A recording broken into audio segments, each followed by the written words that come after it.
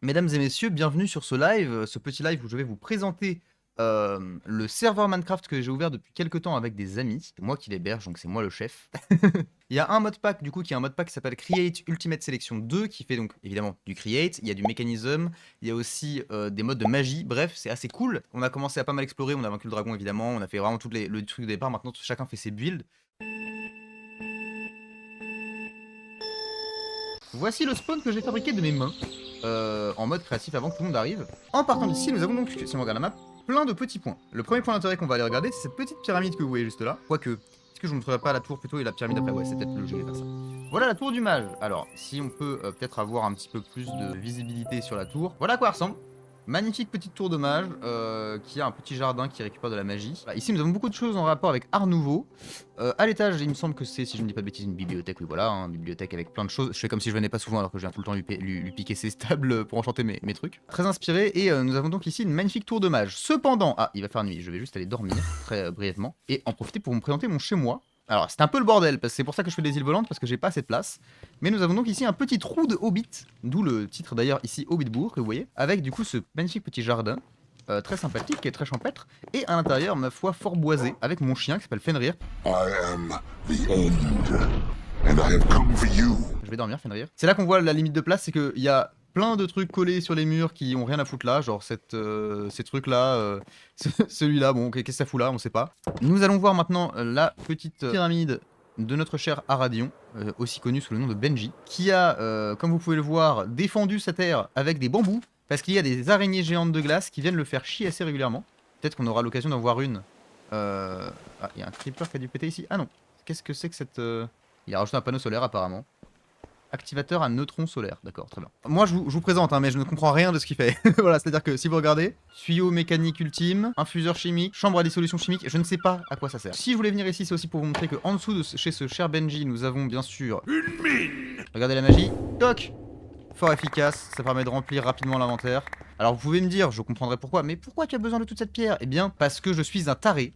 Et que, en tant que bon taré, je me suis dit que j'allais fabriquer des îles volantes. Je vais vous présenter tout de même ce petit palais givré qui se trouve ici. Ta-da! Pas mal, non? C'est français. Il a rajouté des moulins.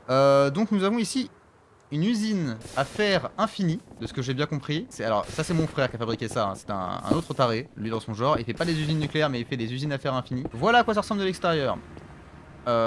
C'est grand. Il y a une petite maisonnée tout en haut de la montagne. Et je lui avais offert ceci, ce magnifique canon que j'avais looté sur un combat de boss où je me battais contre un kraken, c'était très sympathique. Alors, je m'étais pas connecté pendant genre 2 jours, il est parti encore plus en couille qu'avant. Bon, écoutez, cela ne nous regarde pas bien sûr. Bah, on va passer par chez Spooky, puisque, alors voilà, ce que vous voyez là, c'est les travaux des îles volantes. Oui, bon, alors voilà, bon bref. Alors, du coup, Spooky, tout à fait étrange. Elle a mélangé des arbres. D'accord, petite anecdote, ici, il y avait une usine pour faire de la bouffe, qui a créé un bug serveur qui a fait littéralement imploser le serveur, qui fait qu'on pouvait plus se connecter. Ce qui était quand même quelque peu embêtant, on va pas se mentir. Cependant, sa maison est très sympathique. Celui qui cligne des yeux, sa mère c'est une folle.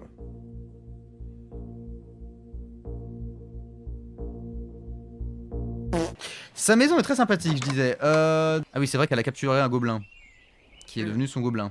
Il s'appelle Guy, je ne juge pas. Alors, son arbre permet de descendre à une salle de coffre. Voilà, ma foi. Richesse. Ouf. On peut monter aussi ou pas? Ah, on peut monter aussi. Ah, très sympathique ce petit toit.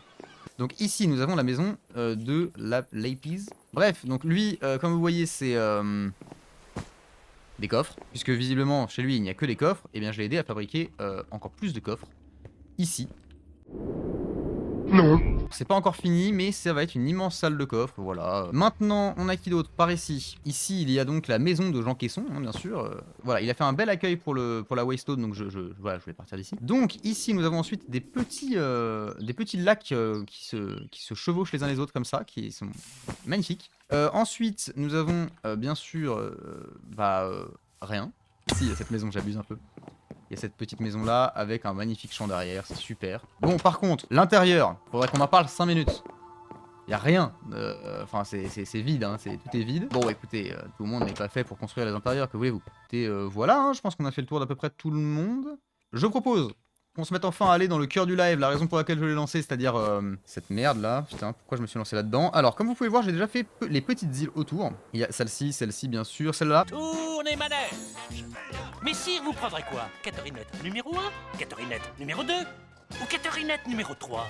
Numéro 3. Bah alors celle-là, niveau proportion, je sais pas ce que j'ai branlé, mais regardez bien, ça ne ressemble à rien. Ceci est un petit quadrocoptère qui permet de faire ceci. J'ai pas de carburant. Hop, il y a du carburant. Du vol stationnaire en survie. C'est quoi cette merde? Mais j'avais pas mis de la lumière là-dedans. J'ai buté le mob. Donc en gros, on va faire un pic ici, un pic là. Il va y avoir un creux au milieu et un autre pic là-bas. Voilà. Et ben ça, par exemple, ça veut absolument rien dire, mais l'effet reste le même. Dans la réalisation, comme vous pouvez le voir, c'est laborieux. Hein. Et on va en profiter pour parler un petit peu actualité, bien sûr. Est-ce que on peut parler avec ce qui se passe au niveau de cette loi de la police là? Est-ce que vous l'avez vu passer? Je tiens à dire qu'on va pas nécessairement tout le temps parler de politique. Hein. C'est aujourd'hui parce que là, ça me tend un petit peu en ce moment. Il y a quand même une pratique de plus en plus dangereuse de la politique en France. Donner des armes à la police. Depuis Hollande, c'était déjà un problème, mais maintenant on parle littéralement de rendre légal le fait de tirer sur des citoyens. À quoi ça va servir? Ils vont tirer sur une personne, la blesser ou la tuer, je prends l'exemple de Naël, mais voilà, c'est déjà arrivé plusieurs fois, et dire regardez ce qui se passe quand vous n'obéissez pas à nos règles. Aujourd'hui c'est les LBD, c'est le fait de se faire éborgner. Je sais qu'il y a plein de gens qui, je pense à ma mère par exemple, qui ne va pas en manif parce qu'elle m'a dit moi j'ai peur, et je comprends, on sait qu'il y a des gens qui se font éborgner, qui perdent des mains et compagnie, ça fait peur. La police avec des armes qui peuvent tuer légalement, ça veut dire que les preuves vont disparaître le temps que les enquêtes se fassent, et en même temps, du coup, les choses vont se faire comme le veut le gouvernement, c'est-à-dire on va faire taire les gens qui sont pas d'accord avec nous, et c'est un pas de plus vers la fascisation de la société. Dans une période de forte tension, où les gens ont envie d'aller manifester mais peuvent pas parce qu'ils crèvent de chaud, dire bah quand vous pourrez manifester de nouveau, on aura voté une loi qui fait que les flics pourront tirer dessus, bah vaut mieux que vous restiez chez vous, non? Vous avez pas envie de vous faire tirer dessus, et voilà. Et du coup, la population aura peur, et une population qui a peur, c'est une population qui obéit. Ça ressemble absolument à rien à ce que je suis en train de faire, je crois. Je sais que c'est un gros débat dans la gauche, comme depuis toujours, ça a toujours été un débat dans la gauche. Hein. Le fait de se dire pour qui on vote, qu'est-ce qu'on fait, comment on fait, est-ce qu'on s'allie les uns aux autres, est-ce que le fait que, oui, bah, Mélenchon, c'est un capitaliste, c'est un impérialiste, ça reste un vieux monsieur qui est bourgeois et qui suit une logique bourgeoise, c'est un problème, mais du coup, est-ce qu'il en fait assez ou pas? Tout ça, c'est des sujets qui sont réels, qui sont légitimes. Une fois qu'on a dit ça, on regarde les faits, et oui, Mélenchon au pouvoir, c'est comme le PS au pouvoir, on met en place un gouvernement qui est moins pire, mais qui est pas bon pour autant. C'est-à-dire, c'est un gouvernement, on le sait, qui a une politique qui est moins dure que Mitterrand. Mitterrand qui s'est révélé, une fois au pouvoir, être un grand libéral. Globalement, Mitterrand, ce n'est pas une réussite de la gauche. Ça, du coup, c'est des réflexions qu'il faut avoir. En revanche, il faut pas nier que dans les partis de gauche, effectivement, bah, le parti d'LFI, c'est le parti qui a le plus de chances de l'emporter. Dans les enjeux actuels, évidemment que je préfère avoir LFI au pouvoir et qui reste impérialiste, qui reste capitaliste, mais je préfère avoir LFI au pouvoir que le RN, que Retailleau, que Gabriel Attal, qui ont tous le même programme, à savoir taper sur les étrangers, hein, parce que souvent c'est des personnes qui sont françaises et juste descendantes d'immigration. Je vois beaucoup de gens questionner la France insoumise, et à raison, parce que les critiques qu'on a beaucoup eues jusqu'à présent, c'était des critiques de la droite, qui sont des critiques infondées, qui prétendent que c'est l'extrême gauche, alors que non, je suis l'extrême gauche, je peux vous assurer qu'ils ne le sont pas. Ça ressemble à rien ce que je fais. Des questions qui se posent avec tous les enjeux actuels, c'est forcément qui on va mettre au pouvoir l'année prochaine, dans moins d'un an d'ailleurs, hein, et sur l'écologie notamment. Faut aller plus loin. Là, on est dans une période de canicule. La France, pour la première fois, se retrouve confrontée à une véritable conséquence directe du réchauffement climatique violente. Les gens qui nient le réchauffement climatique ou qui disent que c'est pas si grave, etc., ce sont des gens pour qui le réchauffement climatique c'est loin. C'est obscur, si ça arrive, ça arrivera à leurs petits-enfants, pas à eux, ils sont hors du problème, tout va bien dans le meilleur des mondes. Cette canicule, ça a été une alerte. Et bien que je suis pas fan de lui parce qu'il y a plein de choses avec lesquelles je suis en désaccord sur ce qu'il raconte, Jean-Marc Jancovici, je sais pas le prononcer, il a dit un truc très intéressant, il a dit mais en fait on était au courant, on savait ce qui allait arriver, ça fait des années qu'on vous le dit, vous avez pas écouté. C'est-à-dire que là on va tous en souffrir, mais faites pas les surpris. Oui, on va tous crever. Alors déjà de chaud, effectivement, dans un premier temps, on va crever de faim aussi. Parce que je sais pas si vous avez vu la carte avant-après de la France, avant et après la canicule, il n'y a plus rien de vert, tout est jaune, tout est cramé. Les récoltes de cette année, ça va être très très compliqué. Les bourges arriveront encore à se nourrir parce qu'ils arriveront à suivre le prix de l'argent, mais ce qui va se passer, c'est ce qu'on appelle une famine. Ça fait bien longtemps qu'on n'a pas connu une famine, et ça fait bien longtemps qu'on a l'impression que c'est quelque chose du passé, que ça n'existe plus. Le réchauffement climatique, c'est ça en fait. C'est une régression, revenir à des problèmes qu'on pensait solutionner, parce que pour qu'une minorité puisse continuer de profiter de cette vie-là, bah, le reste des gens eux en souffrent. Les choses vont pas se passer de façon smooth, en mode genre mais non tout va bien, regardez, la technocratie nous a sauvés, on a trouvé une nouvelle invention qui va révolutionner tout et qui va permettre qu'on va tous bien vivre et ça va être super. Ça c'est le rêve mouillé de Jeff Bezos et Elon Musk, de dire on a inventé le truc qui va sauver le monde, on est les plus meilleurs et en plus du coup bah on est les plus riches et du coup c'est nous les plus mieux. J'ai fait même pas un quart, hein. C'est une dinguerie. Ça va être tellement long.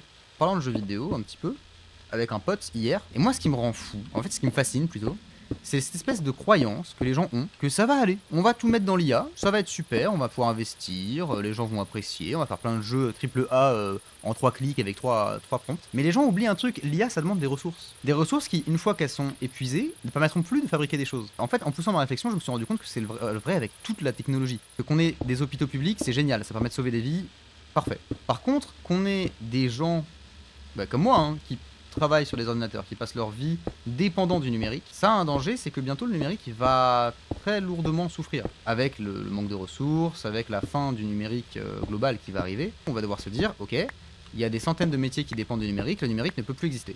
Qu'est-ce qu'on fait? Au lieu de se poser ces questions, au lieu de réfléchir à des solutions, le gouvernement européen s'est dit, et si on numérisait l'euro? On sait que c'est faillible, on sait que l'un des premiers trucs qu'il lâche, c'est Internet, l'électricité. Mais si notre finance dépend entièrement du numérique, ça ne tient pas. On a envie d'avoir des solutions simples. Parce que le cerveau humain est fait de sorte qu'il va économiser l'énergie au maximum. Quand il se retrouve avec un conflit, il veut chercher des réponses. Il va prendre les plus simples qu'on lui donne. Si on fait l'effort d'arriver à remettre en question, à remettre en cause, tu te dis ça, et la solution qu'on t'offre, c'est la France insoumise. La France insoumise, comme toute formation politique, a du bien, a du moins bien.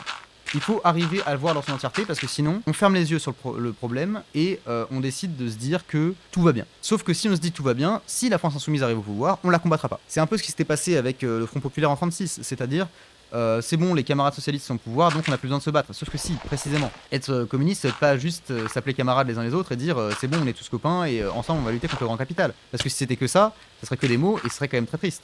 Faut prendre toutes les victoires qu'on peut arracher à la bourgeoisie.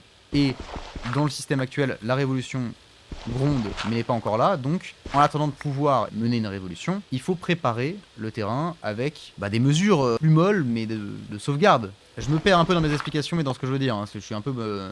Surtout je suis en train de faire 2 trucs en même temps, ce qui est très dur pour mon petit cerveau, qui est quand même très petit, il faut pas l'oublier, je suis très très bête. Pour éviter de dire des bêtises, je vais m'arrêter là, sur ce propos là. Faudrait que je mette des petits lichens dorés qui font de la lumière là derrière. Qu'est-ce que je peux vous dire de marrant sur l'actualité? C'est pas très marrant l'actualité en général. Non mais je vais trouver un truc drôle, attendez. Vous saviez que Édouard Philippe il a fait une visio Tupperware pour sa promo de campagne et qu'en fait il a cru qu'on était encore dans le Covid ou c'est comment? Non? C'est pas marrant? Ouais, je comprends. L'actualité c'est déprimant, l'actualité c'est triste. La vie est grise, la vie est terne, que voulez-vous que je vous dise? Je fais ce que je peux. Et pourtant, je suis là. Je suis seul. Je suis seul face à mon écran, en train de mourir de chaud, dans mon appartement, à boire du thé, ce qui ne doit pas aider, niveau chaleur, hein, bien sûr. Et c'est terrible. En fait, moi, mon vrai problème sur Twitch, c'est que je ne sais pas retenir l'attention des gens. Parce que je m'éparpille moi-même, je me perds dans mes propres phrases. Du coup, les gens se cassent. Et du coup, je ne serai jamais partenaire Twitch. Parce qu'il faut avoir au moins 3 viewers réguliers pour parvenir à faire des live Twitch qui sont un peu vus, quoi. Faut se dire que là, j'ai tellement été chiant avec mes tournures de phrases alambiquées que les peu de gens qui pouvaient venir regarder ce que je faisais sont partis, mais à une vitesse. Je pense que je fais partie de ces gens qui desservent les combats, pas volontairement, mais juste parce qu'en fait, on a envie de dire plein de trucs sur les sujets, au point que ça en dessert le discours en fait. Mais j'ai un peu l'impression des fois que, comme je parle beaucoup des sujets sérieux, j'en deviens chiant, et quelqu'un de chiant, t'as pas envie de l'écouter quoi. Ah si, ok, c'est bon, je vois ce que je suis en train de faire. Ici, genre là, ça va se refermer vers là-bas, et là, ça va se refermer vers là-bas. Et du coup, là, il y aura un creux à partir d'ici, à peu près de cette hauteur-là. Non, moi je crois qu'il faut que vous arrêtiez d'essayer de dire des trucs. Et ben voilà, c'était Minecraft. On va arrêter ça, je commence à avoir un giga coup de barre.